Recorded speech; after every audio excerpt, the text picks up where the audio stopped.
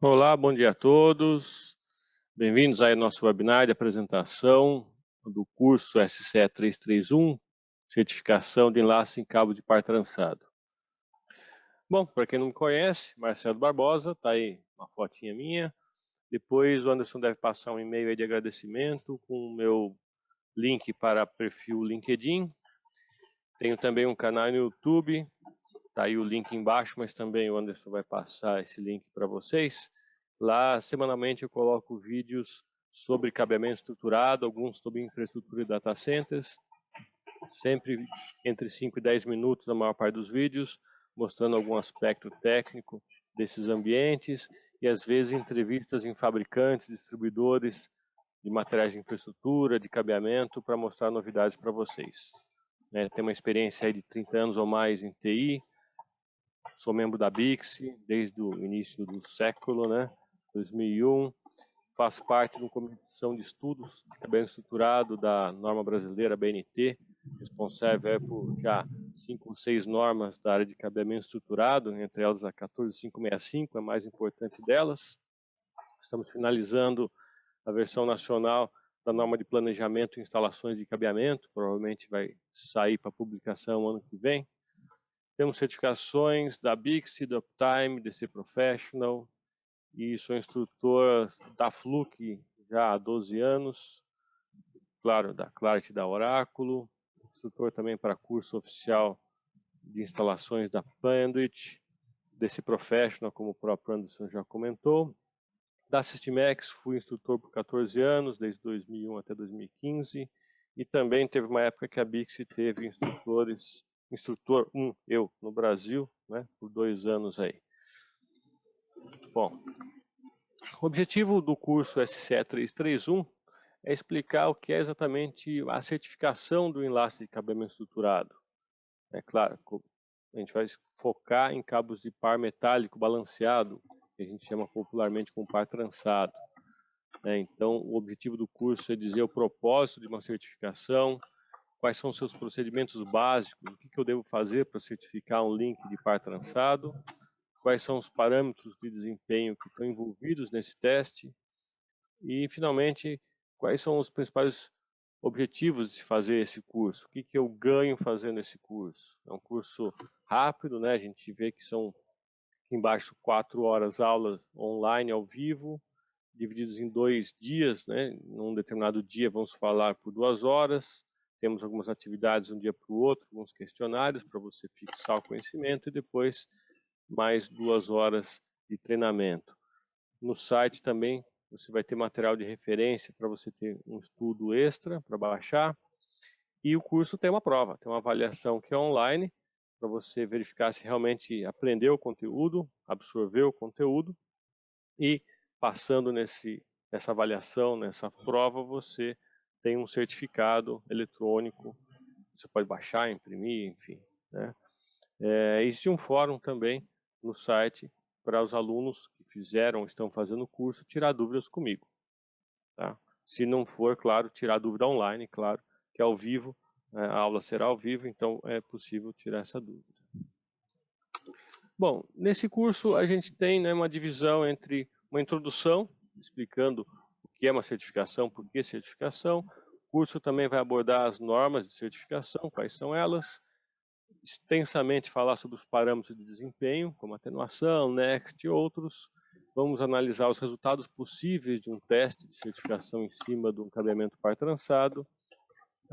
Quais são os modelos de ensaios de certificação ou testes, como enlace de canal e link permanente. E como a gente avalia, como é que aceita os testes. Vamos então falar um pouquinho dessas áreas todas do curso, desde a introdução, normas, parâmetros, resultados, vamos dar uma prévia de cada uma dessas áreas aqui. Só queria lembrar que ao final, quando a gente terminar aqui a apresentação, vamos abrir uns minutos para perguntas, tá? Perguntas podem ser não só sobre a parte carga horária do curso e tal, mas sobre assunto técnico mesmo que a gente conversar agora, porque aqui eu vou não apenas comentar o que tem de conteúdo, mas eu vou explicar uma coisinha ou outra já adiantando o material do curso, como por exemplo, o começo do curso, que é o que é certificar, o que é exatamente certificar um cabeamento. Muita gente acha que certificar é só testar. Na verdade, não é só testar. eu tenho que testar e comparar com uma norma. Então eu tenho que ter uma norma base de cabeamento que eu estou seguindo para fazer o projeto, para fazer a instalação, e depois disso eu vou ter que testar para ver se os parâmetros todos de desempenho que estão definidos nessa norma, se eles são realmente aplicáveis, se foram aplicadas as técnicas de instalação e se esses parâmetros se sustentam. Por que se sustentam? Porque o cabeamento, em tese, os componentes do cabeamento, como cabos e conectores, são garantidos e testados em fábrica. Então, né, se você pensar nesse ponto de vista, para que eu vou testar, né, se já vem testado de fábrica? É que eu vou instalar. Teve um projeto e teve uma instalação, por onde eu vou lançar cabos, eu vou fazer conectorização, eu vou decapar, eu vou destrançar, eu vou torcer, eu vou curvar, e isso pode detonar o cabeamento. Então, é para isso que eu vou testar em campo. E aí eu vou testar contra o quê? Contra os parâmetros definidos numa norma. Então, ao certificar, eu garanto a aceitação do padrão de qualidade que está na norma. E o que é uma norma, se não um padrão de qualidade previamente acordado entre as partes que criaram essa norma, que tem representantes dos fabricantes, dos instaladores e dos clientes finais. E quando estou, então, fazendo essa certificação, fazendo esses testes, qual é o objetivo, então? Eu vou testar o quê? Tudo bem, são os parâmetros, mas o que pode dar errado para que essas características originais de fábrica tenham se deteriorado? Primeiro, a mão de obra que foi utilizada, né? Quem instala um cabeamento sem treinamento vai esmagar cabo, vai torcer, vai molhar cabo, vai usar pinagem incorreta, tem um monte de situações que a gente explora no curso que podem levar a um cabeamento se deteriorar. E outra é o material, né? O material em si, você de repente adquiriu errado, queria adquirir um tipo de material e quem fez o pedido fez outro, não percebeu, entregaram errado, problemas de transporte, enfim, no curso também a gente explora também o que pode ter acontecido, que o material não está correto. E aí, material errado ou mão de obra errada, eu não vou obter o produto final esperado. Então, o certificar vai dar uma garantia maior para todo mundo, para o cliente, né, que vai receber o cabeamento, o fabricante, que vai ter certeza que um cabeamento está bem instalado, o cliente vai ficar feliz, vai querer comprar de novo, o instalador que está recebendo pela obra vai receber corretamente, e as aplicações que vão rodar perfeitamente. Quando eu testo, né, eu comparo com norma, como eu falei. E essa comparação tem como exemplo esse desenho, esse gráfico aqui embaixo, mostrando o que é um gráfico das dezenas de gráficos que são gerados em cada certificação. Você vê o resultado do teste, essas linhas coloridas todas, né, sobe e desce, e a linha vermelha, que é o limite imposto pela norma que eu utilizei. Se eu cruzo esse limite, é como o exemplo aqui do pessoa do salto em altura, né? Se bater na barrinha horizontal, cai a barrinha, ele falha, ele não recebe medalha, ele está desclassificado. Para que ele seja classificado, ele não pode nem encostar nessa barra para ela não cair, tem que passar por cima. Então a certificação é isso, né? Para cada parâmetro testado, eu tenho que passar acima da barrinha vermelha, senão eu estou desclassificado. Isso é uma obrigação, né, de quem fabrica o produto de cabeamento e quem instala deixar dentro desse padrão de qualidade estabelecido por norma. Uma outra área, bom, essa é a primeira área do curso, vai falar então o porquê da certificação, o que pode dar errado e o que é exatamente certificar, o que a gente ganha com isso. Segunda parte, vamos falar das normas que são usadas justamente para estabelecer esses limites, os critérios de qualidade do cabeamento. São normas da ANSI, que são normas americanas, que são normas são pioneiras, são bastante avançadas, normas da ISO, que são normas internacionais, e normas brasileiras, da ABNT. As normas brasileiras seguem as normas da ISO, mas são traduzidas, em grande parte, e localizadas, né? A gente altera partes da norma para se aplicar melhor no nosso mercado. Nem tudo que está na norma internacional é interessante aplicar aqui, e aqui, ao se aplicar, pode-se mudar algum aspecto de acordo com a nossa cultura, de acordo com o nosso mundo, né? Então, esses são os três principais organismos que têm normas relativas a cabeamento. No curso SCE 331 a gente explora quais são todas elas, os números, versões, para que serve cada uma, o que cada uma aborda. Vamos falar disso no curso, né? Uma outra parte muito importante desse curso é apresentar as categorias de desempenho. As categorias de cabos e conexões atuais estão classificadas a partir das categorias 5E. Então temos a 5E, a 6, a 6A, 7, 7A e 8. Vemos aqui nessa tabela, né, extraída do curso, que a 7 e a 7A, por exemplo, é uma norma, é uma categoria definida na norma internacional, mas não na norma americana. Já a categoria 8, ela é mais nova, ela é certificada por uma frequência maior, para velocidades maiores de transmissão, só que tem umas certas diferenças entre a norma americana e internacional. Vemos que cada uma dessas categorias tem uma frequência máxima de testes, e também a questão de blindagem, onde algumas das categorias requerem uma blindagem, outras não. Então, no curso também exploramos isso. Exploramos também o que acontece quando a gente monta um link com esses componentes dessas categorias. Então, por exemplo, fazendo um link horizontal, né, um cabeamento com patch panel, tomada, patch cord de categoria 6. Pela norma americana, você vai ter um link categoria 6 e pela norma internacional você tem um link classe E. E esse link tem que ter no máximo 100 metros de comprimento, no máximo 4 conexões, em forma RJ45 essas conexões. Como outro exemplo, o 7A, que não tem na TIA, estabelece um link FA, comprimento também 100 metros, 4 conexões, só que o conector já não é mais o RJ45, tem dois grandes tipos de conectores no mercado, que são o Tera e o GG45. Então, outra parte do curso é explicar o que são essas categorias, o que são esses enlaces, o que são essas classes e por que elas foram definidas.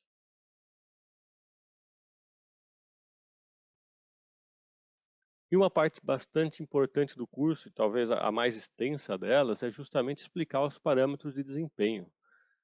O que eu testo de cada um desses enlaces, classe D, E, F, categoria 5, E, 6, 6A, 7. Malha elétrica, retardo de propagação, desvio de retardo, comprimento, resistência, perda de retorno, as diferentes formas de crosstalk ou diafonia e o balanceamento. Então aí no curso a gente tem um tempo grande para falar sobre cada um deles, explicar o que é, para que serve, qual a importância desse parâmetro, como é que são os limites desses parâmetros, para que eu tenha uma transmissão garantida de determinadas velocidades. Basicamente é uma parte primordial do curso. Como a gente já comentou, esse curso ele não é focado em nenhum fabricante de equipamento de certificação de cabos. Então a informação que você vai ter aqui, nessa parte especificamente, de quais são os testes que são feitos, né, quais são os parâmetros, isso serve para qualquer equipamento de qualquer fabricante que você for utilizar para certificar o cabeamento, seja Fluke, JDSU Viave, Lantec, da Ideal, não importa. Todos eles, os parâmetros a serem testados são os mesmos. O que vai variar de um equipamento para outro é a velocidade com que ele faz, a técnica que ele utiliza e os testes adicionais proprietários que cada um tem para te auxiliar a resolver problema, por exemplo. Mas os testes que são feitos, no mínimo, são os mesmos em todos. Então, no curso a gente explica muito bem cada um deles. Eu vou dar só uma prévia de um deles, né? Não vou falar de todos, claro. No curso eu falo de todos. Um exemplo, perda de inserção. Ele é necessariamente testado em todas as categorias de cabos, seja 5E, 6 até a 8, e a perda de inserção é um teste que testa o quanto que a potência, a força do sinal se perde ao longo da transmissão. Então, como você pode ver, o TX ali você tem o transmissor pode ser um GBIC, uma placa de rede, uma porta de switch. Ele vai transmitir um sinal pelo cabo, só que pelo comprimento do cabo, pelo material do cabo, pelas conexões do cabo, quando chega do outro lado, que é outra porta de rede, o sinal está mais fraco, representado pela bolinha que está diminuindo de tamanho, ou pela onda de sinal ali em cima que chega com uma amplitude menor. Se ficar muito pequeno, se a potência que chega é muito pequena, o receptor não entende, fica muito fraco o sinal, não consegue entender o bit, se é 1, se é 0, e perde aquele frame, perde o pacote, e se for o caso tem que ser retransmitido, significa a velocidade menor de transmissão. Se perder muitos frames, muitos pacotes, a placa chega à conclusão que o canal não está apto e corta de vez a transmissão. Então esse é um dos parâmetros primordiais a serem testados. Essa característica, a perda de inserção, ela piora conforme aumenta a frequência do sinal que a gente transmite. Então, velocidades maiores de rede vão requerer frequências maiores. Logo, vai ocasionar perdas maiores de inserção no canal. A quantidade e a qualidade das conexões também influencia. Conexão mal feita, mau contato, de menor categoria, aumenta a perda. Qualidade do cabo e o comprimento do cabo. É primordial que você se atenha ao comprimento máximo que a norma determina, senão a perda de inserção inevitavelmente vai passar dos limites e aí a transmissão tem a queda de qualidade, como já falamos. Ou então, tenha uma deterioração do cabo dos componentes, porque na hora de instalar não se seguiu as normas de instalação, então esmagou o cabo, torceu, esticou ou fez alguma outra coisa, ele vai aumentar a perda de inserção. Esse teste, a perda de inserção, é realizado em cada par do cabo. Temos cabos de 4 pares, que são utilizados normalmente no cabeamento horizontal, e cada um dos 4 pares deve ter o seu teste independente de perda de inserção em um único sentido do canal. Então esse foi um exemplo de um dos parâmetros, né? Expliquei ele rapidamente, mas no curso a gente explica todos eles. Aqui o exemplo de um gráfico de perda de inserção, onde a gente pode ver a linha vermelha como sendo o limite especificado pela norma, e é claro, depende da norma que você especifica, se é ANSI, TIA ou ISO ou a brasileira, pode haver uma diferençazinha na altura dessa linha, mas não muito. As linhas coloridas que vocês veem ali embaixo são os resultados do teste, e você tem essa distância entre ambos, é o que a gente chama de margem. Ou seja, quanto melhor é o cabeamento em relação à norma, maior vai ser essa margem, pois mais distante vai estar o resultado do limite. Então, como a setinha da direita está dizendo, quanto mais para baixo está o resultado do teste em relação à linha limite vermelha, melhor é esse cabeamento. Você pode ver que esse teste foi realizado no eixo X até 250 MHz, isso denota que provavelmente é um teste de um link categoria 6, porque é a categoria 6 que é especificada até 250 MHz. Bom, e como resultado? Depois que eu fiz todos os testes, todos os parâmetros, o equipamento que faz a certificação compara tudo com a norma e se tudo passou de acordo com a norma, todos estão dentro dos limites especificados, o resultado final é passa. Ou seja, o pior resultado encontrado ainda assim está melhor do que a norma.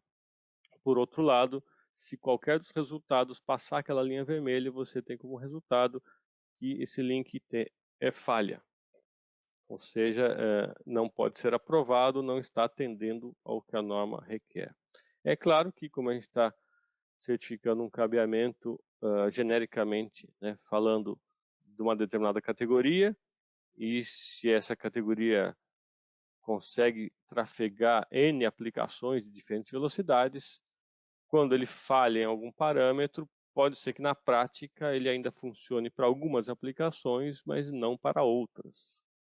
Então, a falha significa o seguinte: olha, aquela categoria não está sendo atendida. Não quer dizer que tudo que você quiser rodar nesse cabeamento vai dar falha, mas ele não terá sua plenitude, a capacidade de transmitir tudo aquilo para o qual ele foi projetado e instalado.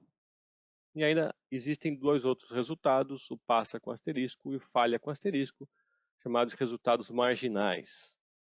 No curso nós exploramos melhor o que são esses resultados, né, o que são os resultados marginais, e também mostramos como é que a gente acha isso nos gráficos.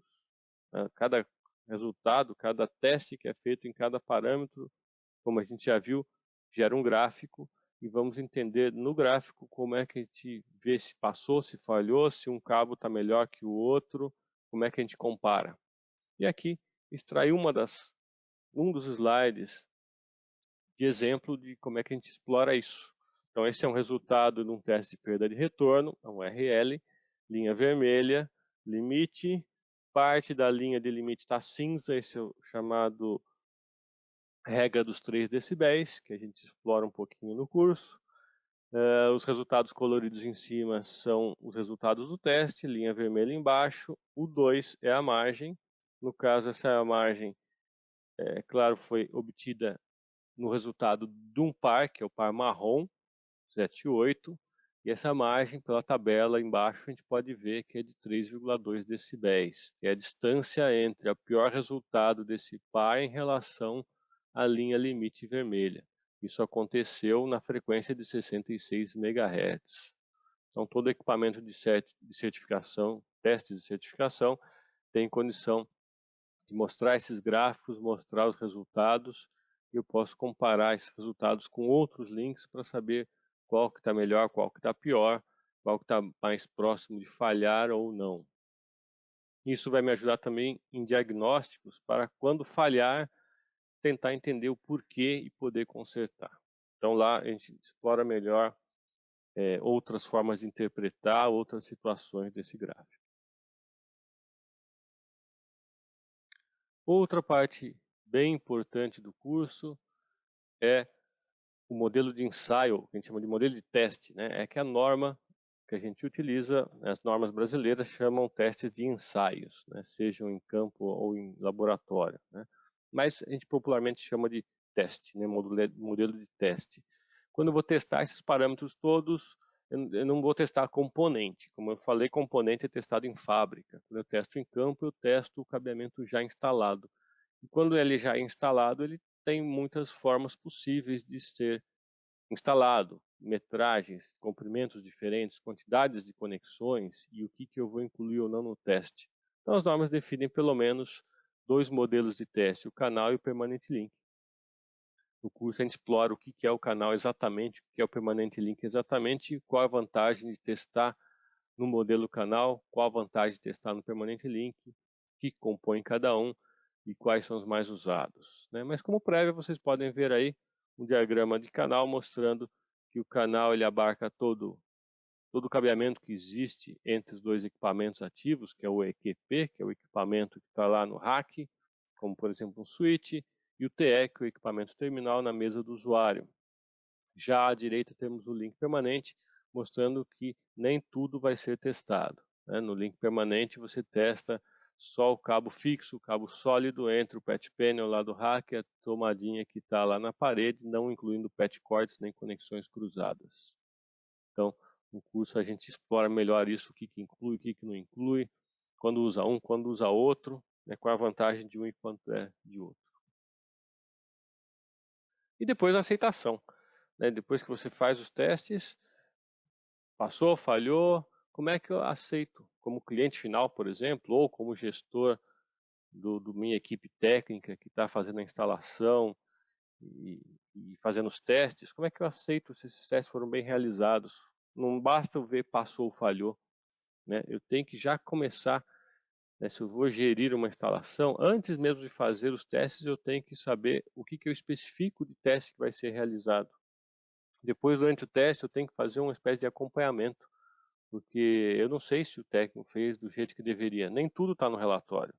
Eu não consigo saber, só olhando o relatório, se o procedimento de teste foi corretamente realizado, né? E depois do teste, como é que eu analiso o teste para aceitar ou não se ele foi bem feito. Então, no curso, a gente também bate bem essas 3 etapas, aí o que eu tenho que fazer no antes, no durante e o depois, para ter certeza que o teste foi realizado corretamente, tudo que tinha que ser feito e tudo foi testado corretamente. Como exemplo, né, nós temos aí uma parte do curso onde a gente vai pegar um cabeçalho de um teste de um equipamento, no caso esse é um relatório da Fluke, e vamos ver o que eu tenho que ver nesse cabeçalho, né, sem contar nenhum resto, né, que são os detalhes técnicos, que normalmente a gente não precisa ficar testando, não precisa ficar analisando a parte técnica, porque o relatório aqui no canto já deu um verdinho mostrando, olha, está aqui o resultado, é um passa, né? Então, para que eu vou ficar vendo os detalhes técnicos lá embaixo? Mas tem muita coisa no cabeçalho que pode me dar dicas se eu fiz esse teste corretamente ou não.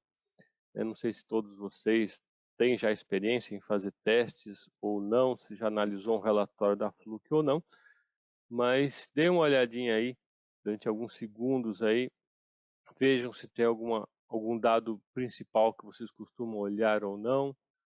Eu vou dar a dica de 3 coisas agora que devem ser olhadas, mas tem mais, claro. Cada item aqui desse cabeçalho tem que ser olhado.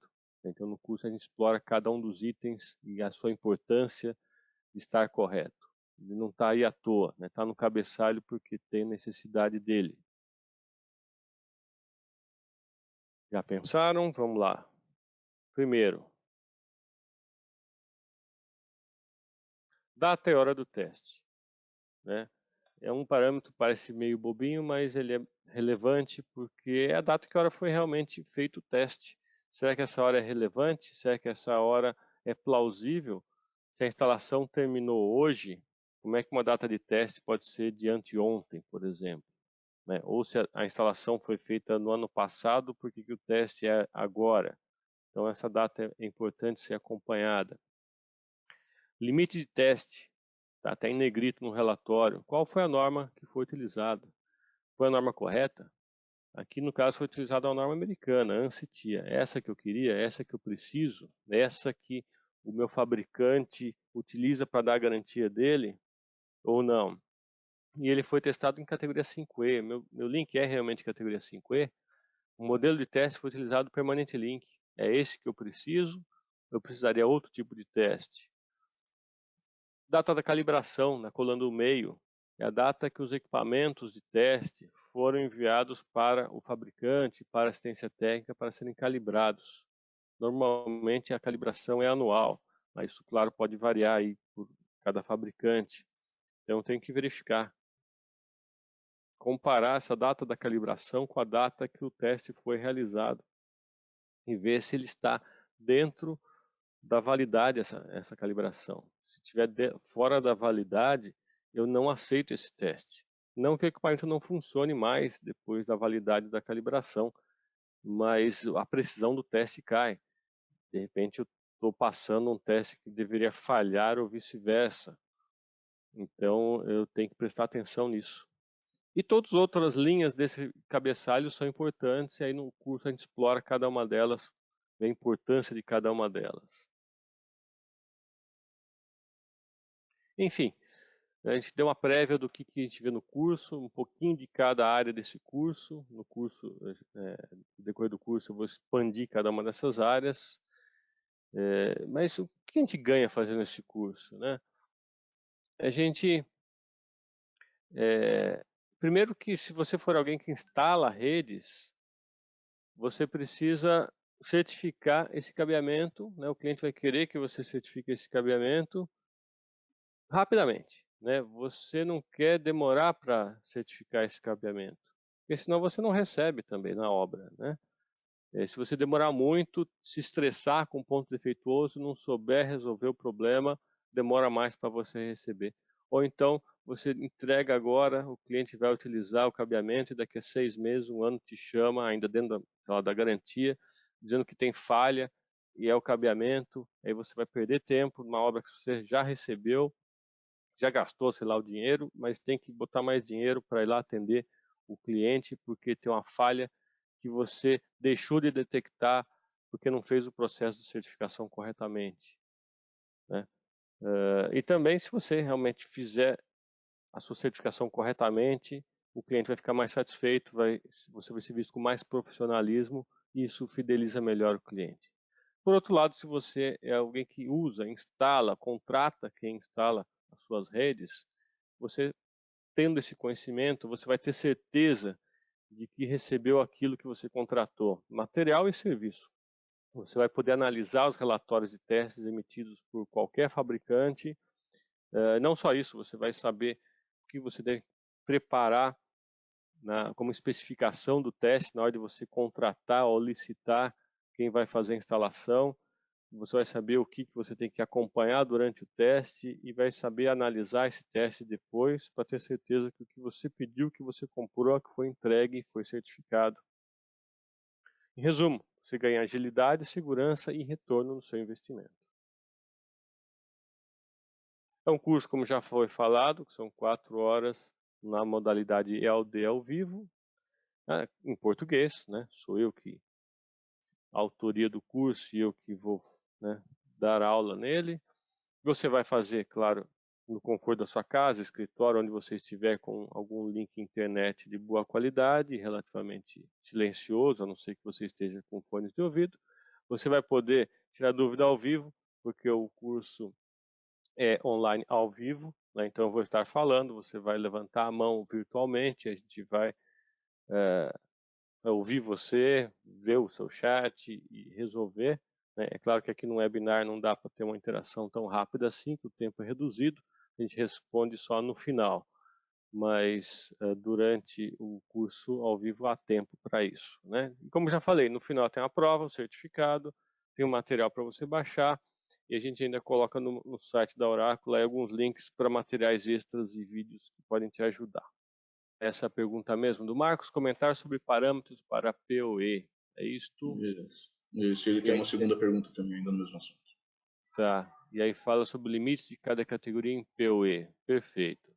Bom, o PoE, ele é definido, só para a gente ter certeza, né? O PoE não é qualquer maneira de energizar o cabo UTP, tá? A energização via cabo UTP é antiga, muito antiga, desde que Graham Bell inventou o telefone, o telefone do usuário ele é alimentado eletricamente pelo cabo. Então vem a voz da pessoa e vem também a alimentação elétrica dele. Então isso não é novidade. O que é novidade é uma maneira padronizada de fazer isso junto com a rede de dados Ethernet. Por isso ele chama Power over Ethernet. E a norma que regulamenta o PoE é o IE 802.3, junto com o resto do Ethernet, só que tem alguns papers específicos, né, umas cláusulas específicas que falam do PoE. Uma delas fala do PoE normal, só chamado de PoE, que é até alimentação de até aproximadamente 15 watts. PoE Plus é uma outra cláusula que é até 25,5 watts. E aí saiu o PoE Plus Plus, ou 4-pair PoE, e ele tem dois tipos, o 3 e o 4, que vão chegar num limite de alimentar um pouco mais de 90 watts, garantindo até 70 watts ali no dispositivo final. Todas essas normas foram feitas em cima do Ethernet para serem utilizados em cabeamento estruturado a partir de categoria 5E. Então todas elas, né, todos os PoEs são especificados para o cabeamento estruturado. Se você testar o cabeamento estruturado, de acordo com as normas que a gente apresenta aqui, perda de inserção, Next, etc., você está garantindo também o PoE. Detalhes, é claro que sempre tem uns detalhezinhos, né? Dependendo do cabo que você utiliza, se é um cabo falsificado, um cabo de alumínio, você tem que habilitar uns testes extras de resistência, que nem toda norma estabelece como base para teste em campo, mas tem equipamentos de teste no mercado que fazem esses testes extras, que teoricamente seriam feitos somente em fábrica, que é o desequilíbrio resistivo e o balanceamento, e eles conseguem observar se esse cabo é de alumínio, é falsificado. Então, se for realmente um cabo que atende às normas, passar nesses testes, ele está apto. Qual que é a preocupação que tem ocorrido ultimamente? É que se você utilizar feixes de cabos para a utilização massiva de PoE, principalmente o PoE tipo 3 ou 4, que passa dos 50 a 60 watts, há a preocupação de aquecimento dos cabos, pelo fator de agrupamento e etc. Né? Temperatura ambiente, de repente está uma calha superlotada de cabos num forro, um forro que está já a 50 graus e você está usando PoE de 70 watts em 200 cabos, isso vai levar a um aumento de temperatura e se passar de um limite, você começa a ter problemas de transmissão. Então, tem alguns boletins técnicos internacionais recomendando que nesses casos você diminua a quantidade de cabos no feixe ou utilize cabos com bitolas de condutores maiores, como por exemplo o 23 AWG, presente em alguns cabos categoria 6 e 6A. mas tirando essa questão do aumento de temperatura, ele foi feito para garantir o PoE, desde o PoE normal até o PoE 4 pares, em qualquer cabo a partir da categoria 5E, desde que se atenda a todos os requisitos de norma, né, que são testados, e comprimentos como estão na norma. É isso, acho que é isso, né? Se tiver alguma pergunta extra, se eu cobri ou não esse assunto, por favor, coloque aí. Perfeito, Marcelo, foi ótimo. Eu acho que esclareceu bastante coisa aí. Gente, eu vou agora, tinha prometido o brinde, né? Chegou na hora do brinde. Obrigado a todos que vieram aqui até o final. O curso agendado, ele está previsto para essa mesma sala aqui, então essa interação de chat, perguntas e voz, é o mesmo recurso. Espero que vocês estejam gostando aí, tá? Então, conforme prometido, vamos ao brinde, certo? Preparem, sejam rápidos, vamos lá. Quem tiver com o celular na mão, tira a foto. Quem tiver com um serviço aí de print screen, faz o print da tela. Sejam rápidos, hein? Se preparem. Primeiro brinde, tem aí um voucher 100% gratuito para o curso SCE 381, Padrões de Ethernet sobre Cabeamento Estruturado. É um curso especificamente de normas, tá?